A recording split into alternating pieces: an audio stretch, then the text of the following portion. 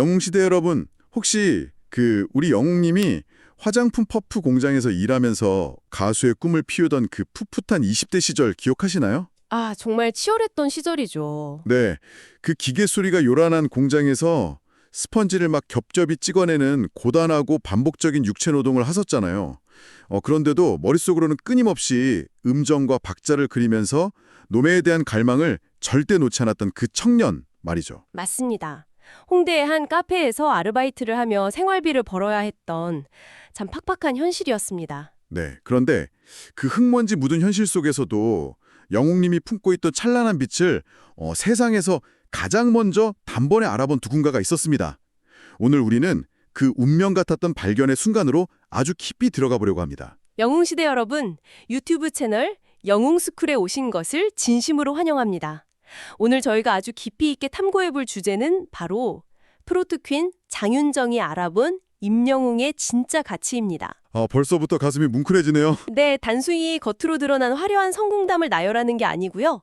음악 산업의 흐름이나 보컬리스트로서의 기술적 분석, 그리고 한 아티스트가 어떻게 시대의 아이콘으로 성장했는지 그 궤적을 여러분과 함께 찬찬히 짚어보려 합니다. 편안한 마음으로 귀 기울여 주시길 바랍니다. 우리가 영웅님의 지금 그 훌륭하고 멋진 모습, 그 압도적인 무대 장악력을 매일같이 보고 있잖아요. 그런데 그 시작점인 2017년에 한 장면을 떠올려 보면 약간 궁금증이 생깁니다. 어떤 궁금증이시죠? 그 당시 20대였던 임영웅님은 음악 예능 프로그램인 판타스틱 듀오의 홍대 트로트 영웅이라는 이름표를 달고 등장했잖아요. 앳된 얼굴로 무대에 서서 발라드 곡인 좋을 텐데, 그리고 선배 가수 이수영 씨의 그레이스를 불렀습니다. 네, 아주 인상적인 무대였죠. 시청자인 제 입장에서는 참 노래를 감미롭게 잘한다, 이 정도의 감상이었거든요. 그런데 현장에 있던 전문가들은 완전히 다른 엄청난 충격을 받은 것 같았어요. 현장 분위기가 심상치 않았습니다. 특히 장윤정 씨의 반응이 진짜 인상적이었는데, 도대체 그 짧은 무대에서 어떤 음악적 비밀을 발견했던 걸까요? 그 무대를 음악적인 관점, 특히 그 발성학적인 측면에서 해부해보면 장윤정 씨가 왜 그토록 경악했는지 그 이유가 아주 명확해집니다. 발성학적인 측면이요? 네, 보통 전통적인 트로트는 흉성을 기반으로 한 굵은 떨림, 그러니까 흔히 우리가 꺾기라고 부르는 기교와 강한 비브라토를 필수적으로 요구합니다. 아, 가슴에서 우러나오는 그 진한 소리 말이죠. 맞습니다. 반면에 현대 발라드는 호흡을 길게 가져가면서 소리의 끝을 둥글고 부드럽게 처리하는 섬세한 컨트롤이 생명이죠. 이 두 가지는 성대를 쓰는 방식 자체가 완전히 다릅니다. 그렇군요. 두 장르가 요구하는 테크닉이 아예 다르다는 거네요. 네, 그래서 보통 트로트 가수가 발라드를 부르면 어딘가 모르게 구성진 느낌이 남아있어서 약간 촌스럽게 들리기 쉽고요. 또 반대로 발라드 가수가 트로트를 부르면 특유의 맛이 살지 않아서 소리가 밋밋해집니다. 아, 장르마다 요구하는 신체적인 테크닉 자체가 달라서 그 두 마리 토끼를 다 잡는 게 구조적으로 어렵다는 말씀이군요. 그렇다면 그날 우리 영웅님은 그 딜레마를 어떻게 극복한 건가요? 바로 그 지점이 임영웅이라는 보컬리스트의 천재성입니다. 그는 트로트의 짙은 감성과 울림을 가슴 깊은 곳에 공명으로 유지하면서도 소리를 밖으로 뱉어나는 끝단에서는 비브라토를 아주 매끄럽게 펴서 발라드의 세련미를 덧입혔습니다. 와, 그 두 가지를 동시에 냈다는 거네요. 네, 두 장르의 충돌을 피한 것이 아니라 아주 정교한 비율로 융합해낸 것이죠. 이 기술은 머리로 계산해서 되는 게 아닙니다. 수천 번, 수만 번의 연습을 통해 근육이 기억해야만 나올 수 있는 소리거든요. 어쩐지 노래가 너무 자연스럽고 편안하게 들리더라고요. 장윤정 씨가 단번에 이 친구는 인간 문화재다, 또 배워서 나오는 게 아니다, 존재감이 엄청나다 이렇게 극찬을 쏟아낸 것은 그 이면에 숨겨진 엄청난 훈련량과 타고난 감각을 꿰뚫어 봤기 때문입니다. 그 분석을 들으니까 당시 상황이 훨씬 더 선명하게 다가옵니다. 재미있는 건 그날 메인 가수였던 이수영 씨는 듀엣 상대를 고를 때 본인의 얇은 미성과의 화음 조화를 우려해서 다른 참가자를 선택했잖아요. 네, 이수영 씨 입장에서는 화음이 중요했으니까요. 그런데 그 선택이 내려지자마자 카메라에 잡힌 장윤정 씨의 반응은 정말 방송의 묘미를 넘어선 날 것 그대로의 흥분이었습니다. 저도 그 장면이 생생하게 기억납니다. 막 손을 들면서 만약에 이수영 씨가 선택하지 않으면 저 줘요, 저 줘요 이렇게 외치셨잖아요. 그리고 저 같으면 임영웅을 선택한다. 심지어 쟤는 내가 키워야겠다. 내가 가져야겠다. 이렇게까지 선언하셨죠. 정말 파격적인 발언이었죠. 예능적인 멘트를 넘어서서 업계 최고의 마스터가 진짜 빛나는 원석을 발견하고 뿜어내는 본능적인 욕심처럼 보였습니다. 정확한 관찰이십니다. 장윤정 씨의 외침은 그저 분위기를 띄우기 위한 방송용 멘트가 전혀 아니었습니다. 본인이 수십 년간 트로트계의 정상을 지키며 쌓아온 빅데이터가 저 청년은 무조건 대성한다. 이런 확실한 신호를 보낸 것이죠. 빅데이터가 알아본 진짜 영웅이었네요. 비록 그날 기레시 최종 선택은 받지 못했지만 장윤정 씨가 오늘 듀엣은 잃었지만 장윤정을 얻었습니다. 라고 외치던 순간은 임영웅이라는 가수의 인생에 있어 거대한 전환점이 됩니다. 그 말씀 들으니까 왠지 눈물이 날 것 같아요. 당시 영웅님의 심정을 되짚어 보면 그 의미가 더욱 각별해지잖아요. 네, 전국 노래자랑에서 상을 받고 가수로 데뷔는 했지만 여전히 현실은 차가웠으니까요. 맞아요. 여전히 화장품 퍼프 공장과 카페를 오가면서 막막한 현실의 벽에 부딪히던 시기였습니다. 내가 가는 이 길이 맞나 하는 지독한 불확실성 속에서 당대 최고 스타의 확신에 찬 인정은 단순한 위로를 넘어 생존을 향한 동화줄과도 같았을 겁니다. 정말 그 한마디가 얼마나 큰 힘이 되었을까요? 실제로 영웅님 본인도 당시를 회상하면서 옆에 앉은 선배님이 그렇게 칭찬해 주셨을 때 너무 행복했다라고 고백한 바 있죠. 미래가 보이지 않는 어두운 터널 속에서 업계 최고의 선배가 비춰준 강렬한 스포트라이트 하나가 그를 계속 노래하게 만든 원동력이 된 겁니다. 네, 그 해안의 가치는 시간이 흘러서 2022년에 완벽하게 증명되었죠. 장윤정 씨가 한 오디션 프로그램 심사위원으로 나와서 다시 한번 임영웅님을 언급했잖아요. 맞습니다. 그때 아주 뜻깊은 말씀을 하셨죠. 2017년에 만나서 트로트를 하라고 했다. 오디션에 나온 걸 보고 얘가 드디어 빛을 보겠구나 생각했다. 이 말씀에서 진짜 소름이 돋았습니다. 영웅시대 여러분도 이 대목에서 다들 고개를 끄덕이셨을 텐데요. 저도 그 방송을 보면서 장윤정 씨의 안목에 다시 한번 감탄했습니다. 저는 장윤정 씨가 단순히 영웅님의 가창력만 칭찬한 게 아니라 대중이 왜 그에게 열광할 수밖에 없는지에 대한 인기 비결을 음악적으로 분석한 내용이 더 귀에 꽂혔습니다. 그 분석이야말로 우리가 임영웅이라는 현상을 이해하는 가장 중요한 열쇠입니다. 장윤정 씨는 차분한 음성으로 감성을 건드린다. 그리고 무대가 전혀 불안하게 느껴지지 않는다라고 평가했습니다. 오디션 프로그램의 생리를 생각해보면 이 평가가 얼마나 대단한 건지 알 수 있잖아요. 그렇습니다. 경영이라는 압박감 속에서 참가자들은 보통 심사위원과 대중에게 강렬한 인상을 남기기 위해 무리하게 고음을 지르거나 화려한 기교를 남발하는 유혹에 빠지기 쉽습니다. 아무래도 돋보여야 하니까요. 하지만 임영웅님은 달랐습니다. 억지로 감정을 강조하거나 소리를 쥐어짜지 않고 오히려 덜어내고 비워내는 방식을 택했죠. 덜어내고 비워냈다. 그 표현이 정말 딱 맞네요. 그 차분하고 절제된 목소리가 역설적으로 청취자의 마음 가장 깊은 곳의 현을 정밀하게 타격하는 겁니다. 영웅시대 여러분, 우리가 영웅님의 노래를 들으며 매일같이 위로를 받고 남몰래 눈물도 흘리고 또다시 내일을 살아갈 따뜻한 에너지를 얻는 이유가 바로 여기에 숨어 있었네요. 네, 진정성이 전달되는 방식이죠.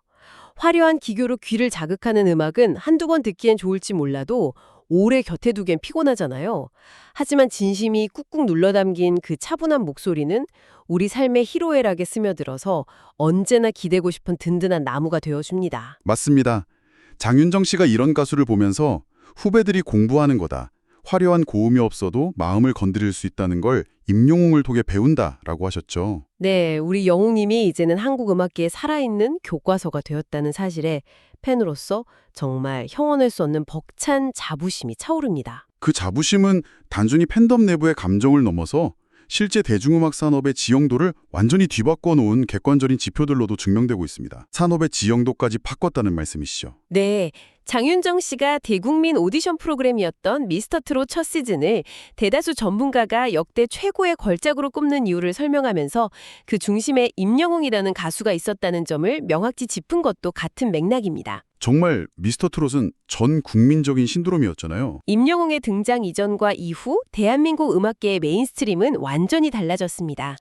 과거 변방의 장르 혹은 특정 세대만의 전유물로 여겨졌던 트로트가 시청률 30%를 돌파하는 신드롬의 중심이 되었죠. 맞아요. 온 가족이 모여서 왔으니까요. 그리고 거대 아이돌 기획사들이 독식하던 주요 음원 차트의 최상위권을 임영웅이라는 이름 세 글자가 장악하는 기적 같은 이정표가 세워졌습니다. 차트 장악력뿐만 아니라 사회문화적인 파급력도 어마어마하잖아요.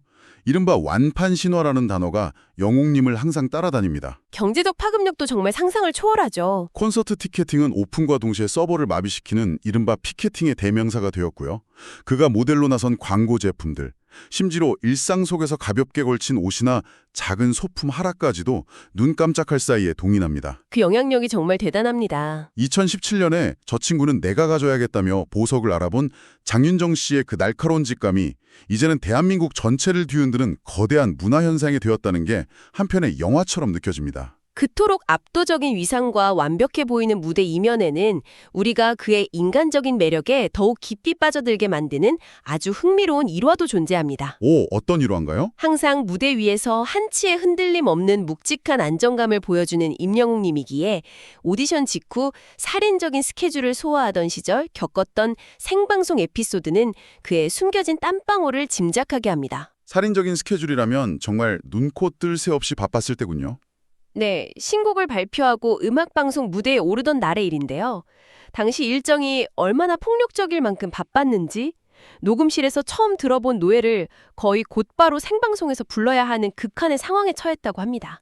네, 녹음실에서 막 익힌 신곡을 대중 앞에서 바로 라이브로 불러야 했다고요? 네, 정말 상상하기 힘든 상황이죠.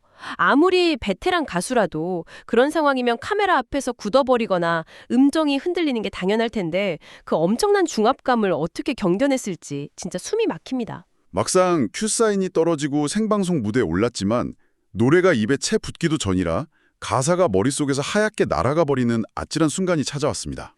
어이구, 생방송 중에 가사를 잊어버리다니 정말 큰일이네요. 보통의 경우라면 당황해서 노래를 멈추거나 허밍으로 대충 얼버무렸을 했을 겁니다. 그런데 여기서 임영웅님의 놀라운 순발력과 무대 책임감이 빛을 발합니다. 어떻게 대처하셨나요? 그는 당황한 기색 하나 없이 특유의 그 차분하고 안정적인 표정으로 아예 그 자리에서 본인이 새로운 가사를 지어내어 아주 자연스럽게 한 곡을 완창해냈습니다.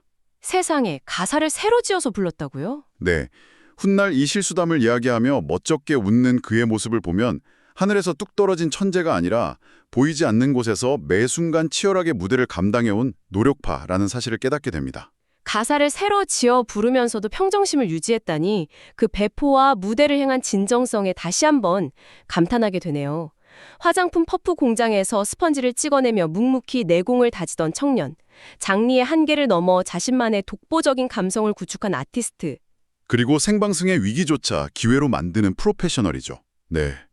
살인적인 스케줄 속에서도 무대 위에서의 책임을 끝까지 완수해내는 프로페셔널한 모습까지 이 모든 조각들이 모여 지금의 국민 영웅, 임영웅을 완성했다는 사실이 우리 가슴을 더욱 뭉클하게 합니다. 정말 아름다운 성장 스토리입니다.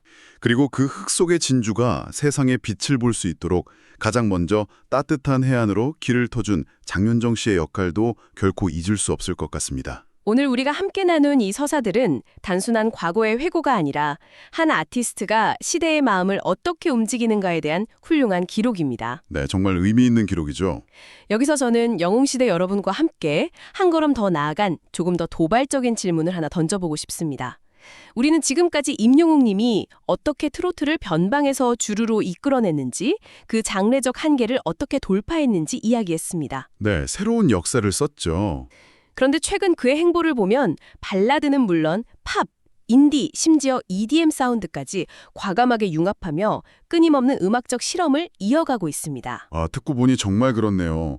최근 신곡들도 분위기가 아주 다양하잖아요. 그렇다면 과연 지금의 임영웅은 기존의 특정 장르를 재정의하는 수준에 머물러 있는 걸까요? 아니면 임영웅 그 자체를 하나의 독자적인 새로운 장르로 만들어가고 있는 중인 걸까요? 와, 임영웅 그 자체가 하나의 장르다. 다음번에 우리 영웅님의 새로운 노래를 들으실 때 이 질문을 한번 스스로에게 던져보시길 권합니다. 과연 이 천재적인 아티스트가 다음번에는 또 어떤 견고한 음악적 경계를 허물고 우리를 놀라게 할지, 그 무한한 확장성에 주목해 보시는 것도 노래를 감상하는 아주 즐거운 관전 포인트가 될 것입니다. 우리 영웅시대 여러분이 늘 든든한 동반자로 함께하고 있다는 사실이 참으로 가슴 벅찹니다. 여러분이 계셨기에 완성될 수 있었던 기적이죠. 오늘 영웅스쿨에서 깊이 있게 파헤쳐본 이야기는 여기까지입니다. 끝까지 귀 기울여 주시고 공감해 주신 여러분 진심으로 감사드립니다. 우리 영웅님이 앞으로 개척해 나갈 새로운 음악의 세계를 기대하며 여러분의 일상에도 늘 따뜻한 위로와 행복이 가득하시길 바라겠습니다. 다 함께 그 반가운 인사로 마무리해볼까요? 네, 영웅시대 여러분의 매일매일이 언제나 건강하고 행복하시길 깊이 기원하겠습니다. 건횡!